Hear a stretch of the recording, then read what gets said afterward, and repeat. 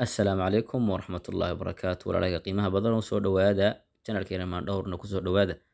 Waxaynu guda galnay tobankii bisha Ramadaan u dambeeyey. Tobankan nebigu wuxuu ahaa mid aad ugu dadaala, habeenkiisana nooleeya, ehelkiisana kiciya. Nooleynta habeenku waxay noqonaysaa salaatuleylka, quraan akhriska iyo ducada. Sida ciwaanka aragtay walaalayaal, aad ka aragteen habeenkan maxaa lagu ducaystaa? Ducada la akhriyo habeenkan maxay tahay?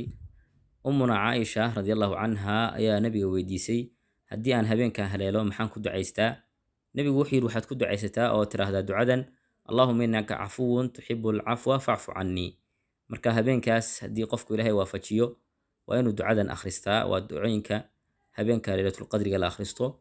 Habeenka Laylatul Qadriga tobanka dambe ku jira saynu wada ogsoonahay. Habeen gaar ah oo si gaar loo sheegay ma jiro, laakiin waxaa loo badiyaa habeenada tirada dheer. Marka waxaa muhiim ah inaynu ku wada dadaalno dhammaanteen tobankan cisho ka faa'iidaysigooda.